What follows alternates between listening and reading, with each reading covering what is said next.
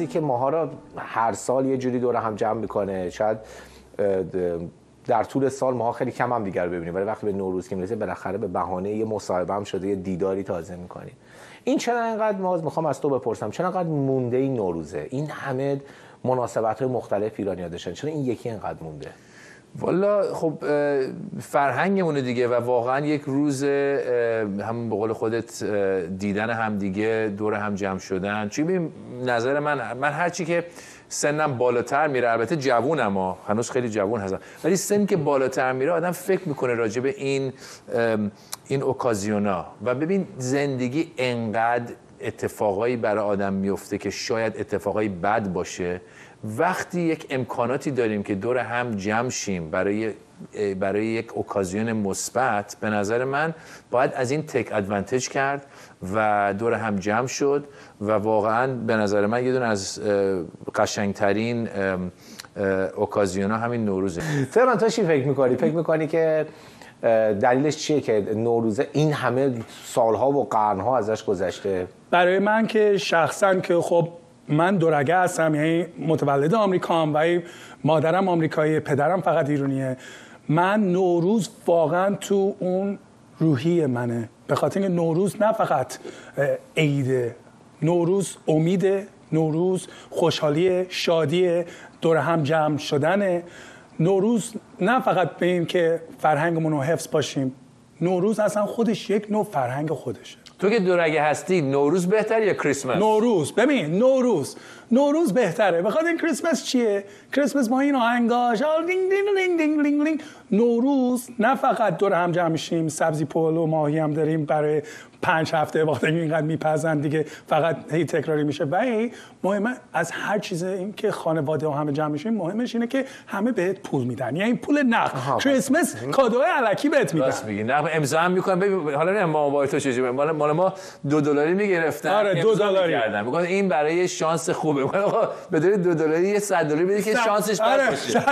البته بعضی از این $2 حالا من تو خبرها داشتم میخوندم که بعضیش قیمت گرفته. برو $2 چک کن. آره خب ببین پس آره شاید شده $3. ولی نکته جالبی رو گفتی، یعنی سوالی که ما از پرسیدیم و جوابی تو دادی، برای تو به عنوان یه بچه ایرانی که اینجا به دنیا اومده، دورگه است، این همه مناسبت‌های باحال آمریکایی که حالا خیلی از توی ایران مثلا میگن تانکسگیوینگ، نمیدونم کریسمس، وجود داشته، برای تو نوروزه بیشتر جذب؟ نوروز نه، یه چیزی که هم بگم، به خاطر اینکه من همیشه به دوستای آمریکاییم همیشه میگم، واسهشون توضیح میدم که اولا نوروز چیه، دوما نوروز مال همه است. نوروز فقط جشن نیست فقط تو ایران جشن بگیرن، نه که کشور دیگه هم افغانستان و تاجیکستان و همینا خب اونم جشن میگن. ولی بیش از این، حتی تو آمریکا وقتی میگیم سپتامبر، اکتبر، نوامبر، دسامبر، ژانویه، فوریه، سپت میشه 7 میشه 7، اکت میشه 8، نو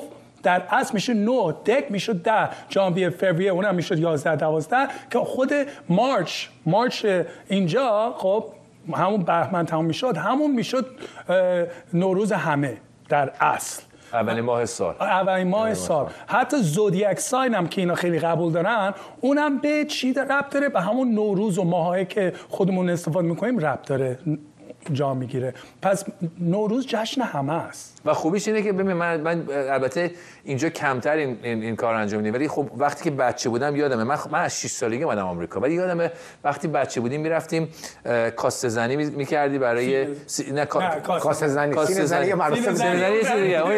اون روز عاشورا خیلی غمگینه. وقتی کاسته زنی میزدی برای شیرینی، میرفتی از آتیش میپریدی برای چهارشنبه سوری، میرفتی پیکنیک. یعنی تمام هالیدی‌های آمریکایی و غرب و ما در عرض 2 هفته همه رو انجام میدادیم و برای ما خیلی فان بود. تعطیل بودیم. 2 هفته هم تعطیل بود، خیلی هم فان بود. یعنی واقعا پیک شادی داشتی؟ یه طعم شیرینی داره الان تو پیک شادی و تکلیف داشتی برای عید؟ یعنی چون زمان ما، نسل ما یه چیزای پیکای اومده بود اول عید میدادن، مثلا تا آخر عید حل کنید بیارید. اوکی. اون برای ما مثلا مخصوصا منی که همیشه میذاشتم آخرین لحظه می‌خواستم اینو پر کنم، میرفتم مثلا 40-50 صفحه پیک شادی بود، زیاد تکلیف شیرین نبود. ولی تکلیفمون میداد. ولی تو با کاسه زنی و اینا میرفتی. بچه بودم دیگه، مثلا تو ایران اینجوری بود. حالا اینجا مثلا گاهی گدا مثلا یه جا پیدا می‌کنیم مثلا برای چهارشنبه سوری دارن از آتیش میپرن که اونم باز خودش فانه. و به قول تهران غذاش خوشمزه است دیگه، دور هم جمع میشیم و یعنی چی سلبریت میکنیم دیگه. این خیلی مهمه. اصلا دور هم جمع، ببین زندگی کوتاست، گفتم من سن رفته ولی جوونم ولی با جوونی که بدارم ببین ما تایید میکنیم عقلم بیشتر شده، اینو میخوام بگم. بعد از این مدت آدم عقلش وقتی عاقل‌تر شد دیگه. وقتی هم جوونتری میخوای، مثلا من که بچه بودم مثلا مامان بابا میگفتن بریم خونه این خونه اون مهمونی، من اصلا نمیخواستم. گفتم شما همتون مثلا من آدم نمیخواد با مامان باباش بره مثلا مهمونی از این حرفا، چون که بورینگ بود. ولی وقتی آدم یه خورده عاقل‌تر میشه میگه که ببین دور هم جمع شدن، اصلا زندگی باید دور هم باشیم. ریلیتیوهایی که کم میبینی آمریکا هم همه پخشن دیگه، مثل ایران نیستش که مثلا خالت اون ور کوچه است، عموت اون ور کوچه است، با هم دیگه هر روز نهار میخوری. پس خلاصه این بهانه خوبی هستش که همدیگه رو ببینیم. پس لطفا منو دعوت کنید بابا، یه بار بیام خونه‌تون دیگه.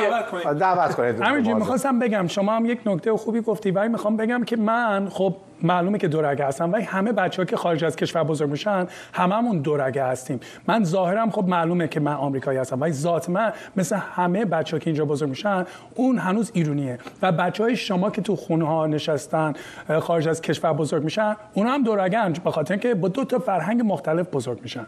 این نوروز یک شانسه که ما میتونیم اون فرهنگ ایرانیمون رو داشته باشیم. اتفاقا این سوالی بود که من می‌خواستم از معاذ بپرسم، چون می‌خواستم تو با بچه‌ها شاید مثلا اون کاری که پدر تهران کرده و بعد انقدر آشناش کرده اون رو تو هم داری الان، چجوری اینو میتونی مثلا برای کسایی که تازه الان اینجا بچه دار میشن، حالا میخوان اون ایرانیه رو نگه دارن، این بر یک عالمه چیزای جذاب آمریکایی وجود داره، چجوری میخوای اینو بالانس کنی؟ ببین سختیش اینه که مثلا من خودم ایرانی ام، زنم هندیه، درست؟ پس ما از دو فرهنگ مختلف اومدیم. آمریکایی هم هست دیگه. آمریکایی هم هست دیگه.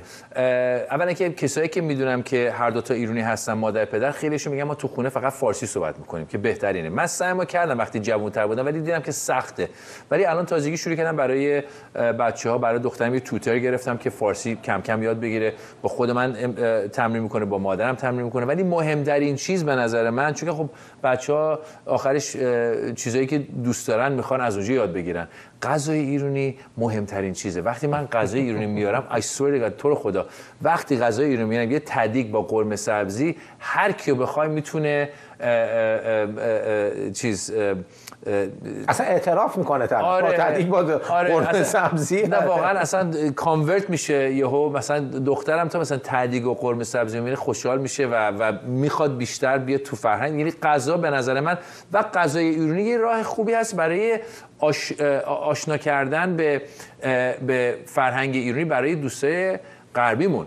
یعنی دوستای غربی که من دارم، کسی که غربی هستن، اصلا تو شوهایی که برنامه دارم گاهی گاهی که حرف ایرانی غذای ایرانی میشه، میگم ببین اولین کاری که بکنیم اینه یه غذای ایرانی بخوریم، ببینید چه غذای خوبیه. بعد از اونجا دیگه کم کم با ما آشنا میشن و ما رو قبول میکنن.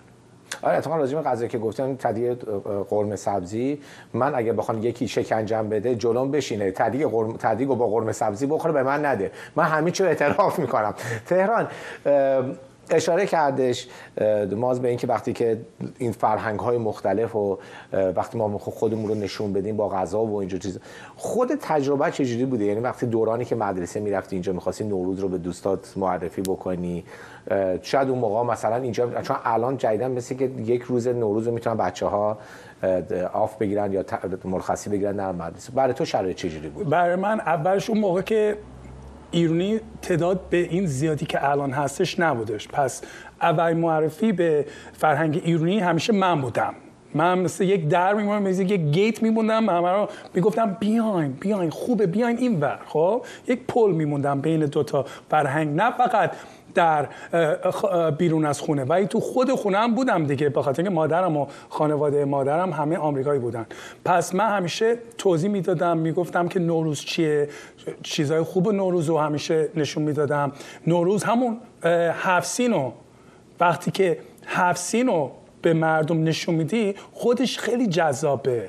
همین چهارشنبه سوری از رو آتیش میپریم، میگیم زردی من از تو، سرخی تو از من. ولی تقریبا 7 سینما جذابیت درخت کریسمس همون بیشتر به خاطر اینکه هر چی که ما میذاریم رو میز خودش یک نوع جادوگریه به خاطر سلامتی و خوشحالی خودت. پس اینا رو وقتی که اشاره میکنی نشون میدی به مردم واقعا جذابه واسهشون، به خاطر اینکه ما با اینکه جامعه سرشناس و قوی هستیم خارج از کشور باید این خودمون رو به مردم نشون بدیم، اون ایرانی بودن اصیل رو نشون بدیم، نه فقط اخبار و سیاست و این چیزها، مردم ایرانی.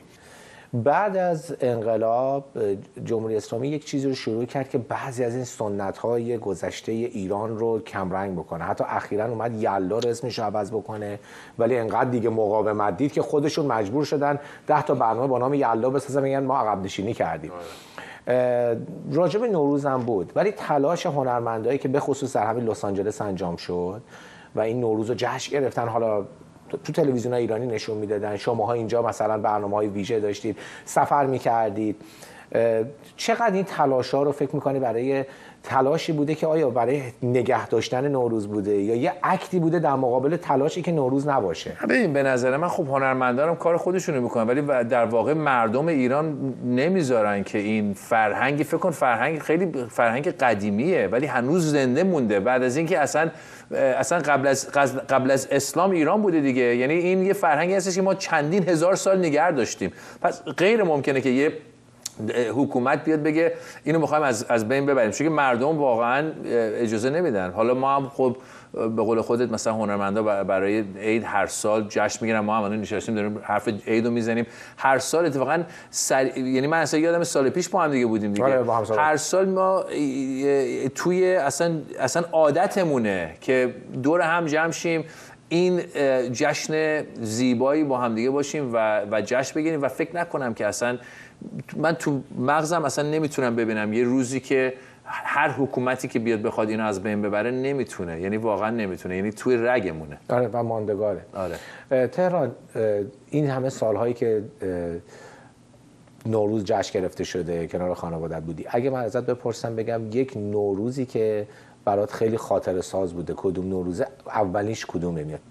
اولین باری که من نوروزو یادم میاد 5 سالگی، اون نوروز به خاطر اینکه بچه‌های دیگه کریسمس رو داشتن، ما خیلی برای ما استثنایی بود و خیلی جالب بود که ما نوروز رو داشتیم. اون اولین نوروزی که هم داشتم بهترین کادوها رو اون موقع گرفتم، واقعا اینکه از همه جوان‌تر بودم. الان من دیگه عیدی هم باید بدم دیگه، سرم رفته بالا.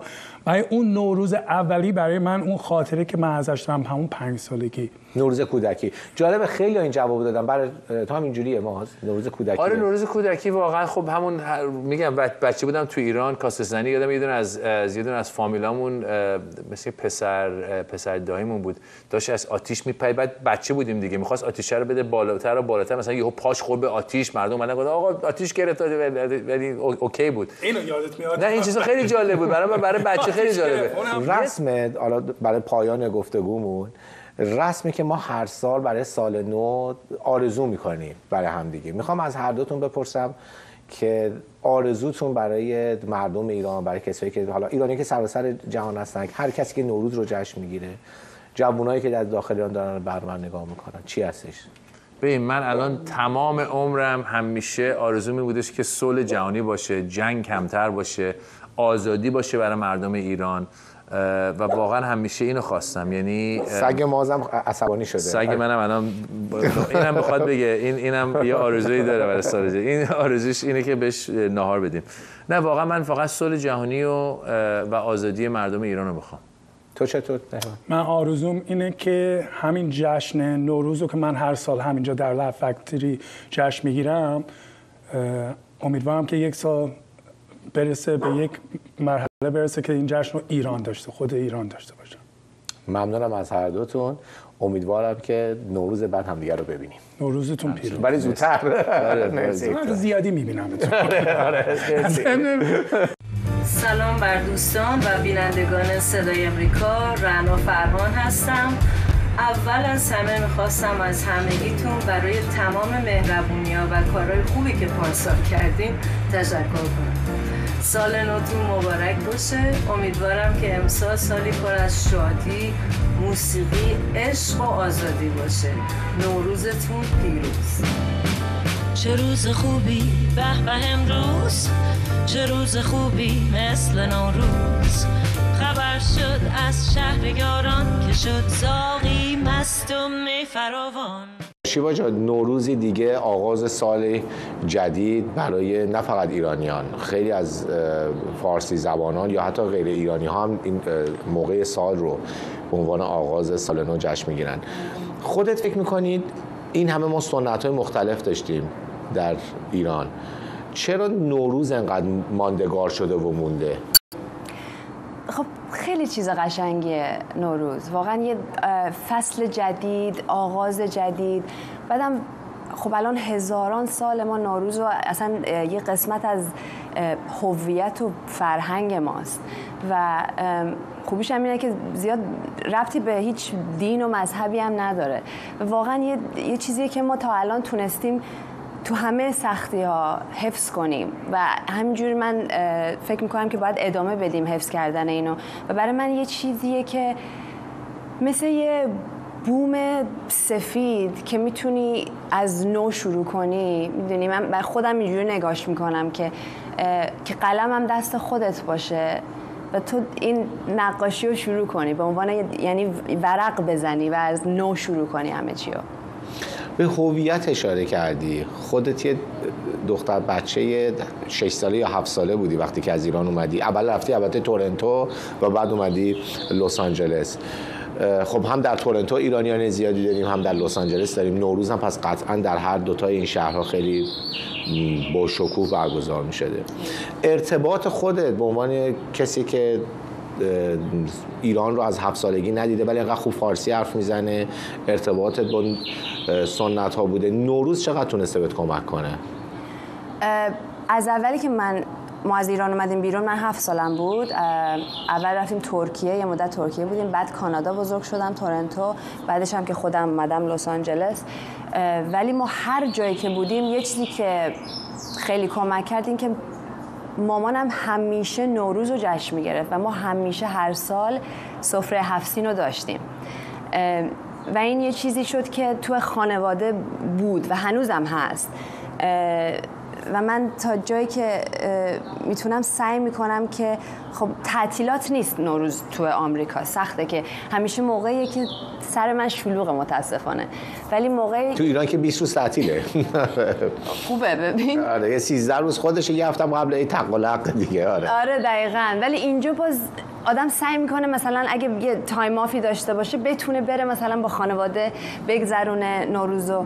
من اگه نتونم که خیلی وقتا نمیتونم برم، همیشه تحویل سال روی فیس تایم با فامیلی، اونا تو خونه، من هر جایی که هستم باهاشون هستم. همیشه سعی میکنیم که اون تایم مخصوص رو برای فامیلی تایم داشته باشیم برای سال تحویل و نوروز. چه چیزی از نوروز و همین سفره 7 سین که گفتی برای جذابه؟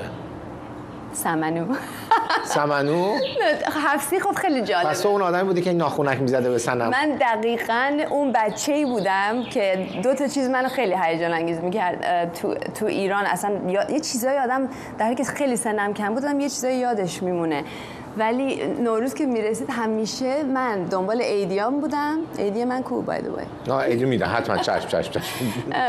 هم دنبال عیدی بودم هم سمنو، تا اینجوری که مامانم میگفت اوکی برات میذارم کنار، سمنو سفره رو دست نزن. من که میدونست سمنو تموم میشه وقتی من هستم، خیلی دوست داشتم. ولی آره بعدم سبزه خیلی چیز قشنگیه که میذاری، مثلا اینو دونا رو میذاری بعد اینجوری گندم دیگه، من گندم و عدس و جو و بعضی جاها چیز میکنن. حالا تا قبل از که برای اینکه یادتم بره عیدی از من بگیری، میخوام ببینم معمولا بیشترین عیدی رو کی بهت میداد؟ بیشتر اون موقع مام بزرگ بابا بزرگم میدادن همیشه اینجوری معمولیه که خیلی خوب بود. بعد مامانم و بابام و بعد همینجوری سنت که میره بالا یواش یواش تعداد عیدیا کم میشه، بعد دیگه خودت به جایی میرسی که خودت باید شروع کنی عیدی. الان خودت هم عیدی میدی؟ به کوچیک‌ترا بله. واسه عیدی من کو؟ پس یه بگر شد.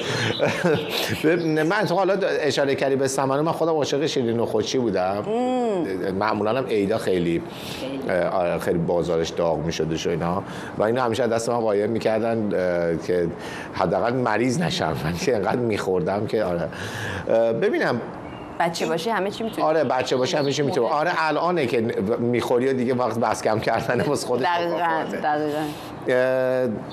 این سالهایی که بیرون بودی، خب الان داری تو هالیوود حرفه‌ای کار میکنی، توی سریال های آمریکایی داری کار میکنی، در دوران دبیرستان مدرسه دوستای آمریکایی داشتی، الان موقعی که داری کار میکنی دوستای آمریکایی و غیر ایرانی داری.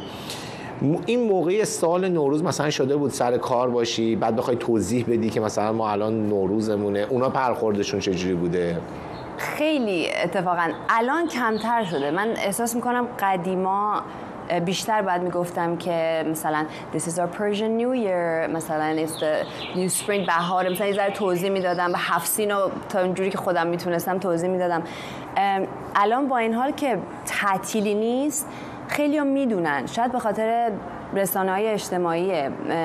برای اینکه من اتفاقا کی بود فکر کنم 2 سال پیش من این شانس رو داشتم که تورنتو باشم با فامیلی، برای اینکه داشتم یه فیلم شوت میکردم نزدیکای تورنتو و روی صحنه که بودم چند نفر که آمریکایی یا کانادایی هستن اومدن به من گفتن هپی نوروز بدون اینکه من هیچی بهشون بگم.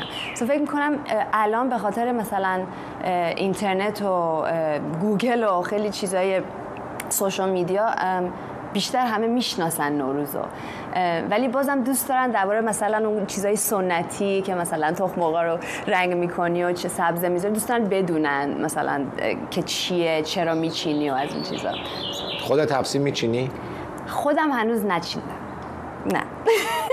باید قول داد. آخه همیشه هیچ وقت خونه نیستم، هیچ وقت، همیشه سرم شلوغه. میگم باید یه تعطیلی بشه. بعد تو آمریکا هم نوروز و تعطیلی بذارن اتلیست یه روز 2 روز، ولی همیشه من یه شهر دیگه هم رو سر صحنه هیچ وقت نمیشه که واقعا خونه باشم بتونم خودم، ولی قول دادم از سال دیگه میخوام حتی یه سفره کوچولو هم شده بچینم برای خودم.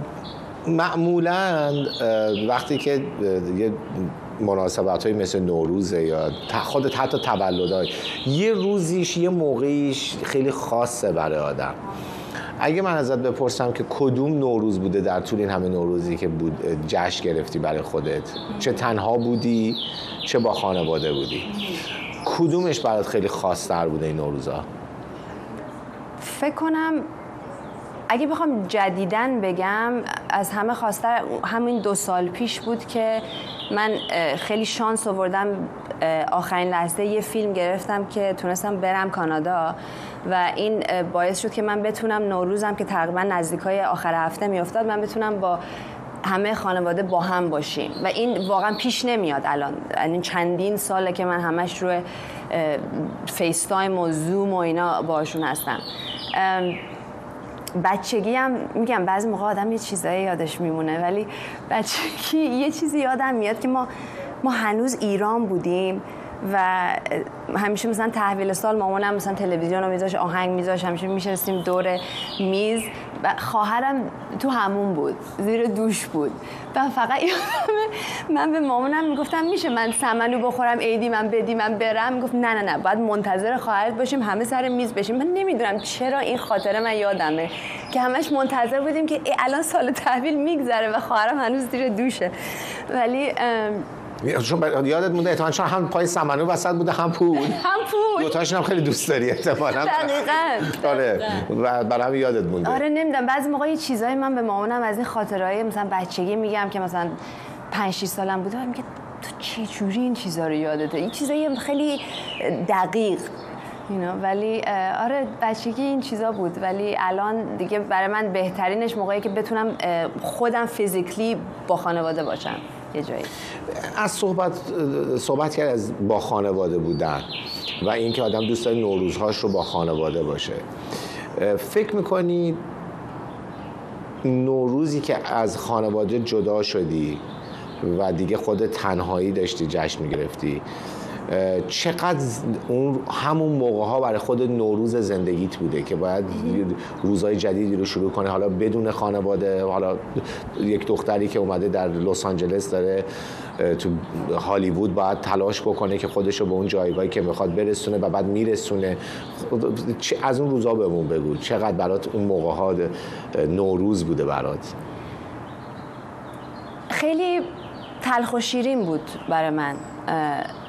خب هنوزم هست، برای اینکه بالاخره آدم همیشه دوست داره پیش عزیزانش باشه، در کنار خانوادهش باشه و من فکر کنم مثلا اولین یا دومین سال اون اوایل که خودم تنها بودم و خانوادم یه کشور دیگه، خب واقعا حس کردم این تنهایی رو، نمیشه گفت که نکردم. از یه نظر خیلی تلخ بود که نمیتونم کنار مامانم باشم، نمیتونم کنار خانوادم باشم. از یه نظرم میدونستم که هرچی خودم رو بیشتر تلاش کنم به جایی برسونم، خب اونا هم خیلی پراود میشن و خیلی خوشحال میشن و من شیرینیش برای من این بود که به این مسیری که شروع کردم ادامه بدم، ول نکنم و هرچی موفق‌تر بشم، خب اونا هم خیلی برای من خوشحالتر میشن. از تلاش‌های یک دختر گفتی که خودت بودی در یک شهری دور از خانواده. دختران زیادی در داخل ایران هستن که دارن هر روز برای زندگیشون، برای پیشرفتشون تلاش میکنن. از سوی دیگه ما در مورد همین نوروز داشتیم که مثلا در ابتدای انقلاب جمهوری اسلامی خیلی تلاش میکرد حتی نامش رو عوض بکنه، مثلا یلدا که یاد باشه چند وقت پیش میخواستن اسمش رو عوض بکنن. ولی یه تلاشی بود از سوی هنرمندایی که میشه گفت هنرمندای نسل اولی که اومدن از ایران بیرون که این نوروز رو حفظ کنن. یاد باشه با اون شوهای VHSی که ما توی ایران میدیدیم، شوهای مختلفی که بوده شوید. من هنوز به دنیا نیومده بودم. اون موقع هنوز به دنیا نیومده بودم. من که به دنیا اومده بودم خیلی سنم بالاست، اونها رو یادم نمیاد. ولی با اونها مثلا ما جشن میگرفتند و اینا. خودت به عنوان هنرمند، یک هنرمند زن ایرانی خارج از ایران، چقدر برای خودت این وظیفه رو میدونی که سنت‌های ایرانی مثل نوروز رو حفظ بکنی؟ خیلی بعضی موقع الان این چیزا رو گفتیم، به فکر ایران و زنان ایران که میافتم یه ذره شادی کردن سخته.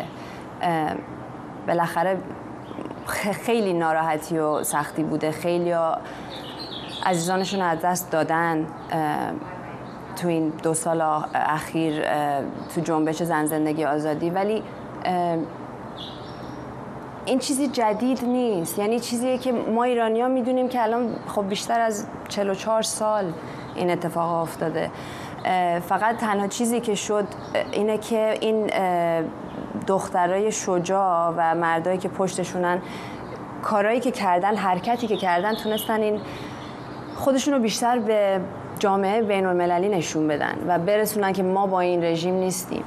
به خاطر همین من خیلی خوشحالم که با این همه سختی‌ها، چه سال اخیر چه بعد از دست دادن مهسا ژینا امینی عزیز، تا الان حفظ کردیم و ما باید هنوز تمام این فرهنگ رو حفظ کنیم و نذاریم از ما بگیرن. واقعا همینجوری که خودت گفتید همیشه سعی کردن همه این چیزهای تاریخی و قشنگ رو از ما بگیرن و ما نذاشتیم و نمیذاریم. و من خیلی امید دارم برای اینکه یه جنبش شروع شده و تموم نشده به نظر من و این انقلاب ادامه داره از راه‌های مختلف، جورهای مختلف، بالاخره پیروز میشن. رسم برای سال نو، حالا چه سال نو میلادیه چه سال نو خودمون نوروزه، آرزو میکنیم برای هم دیگه. آرزوت برای مردم ایران چی هستش؟ آرزو دارم، آرزوی موفقیت، سلامتی، ولی از همه مهمتر آزادی برای تک تک مردم ایران. واقعا میگم من این دخترای جوان، این نسل جدید و این مردهایی که پشتشون هستن، واقعا بهشون افتخار میکنم و میخوام که اون آزادی بیان، آزادی همه چی، که از لباس پوشیدن، از شغل، از مدرسه رفتن، از هر کاری که دلشون میخواد بکنن، من میخوام تمام این آزادی رو داشته باشن. یعنی اون دموکراسی رو من میخوام واقعا براشون.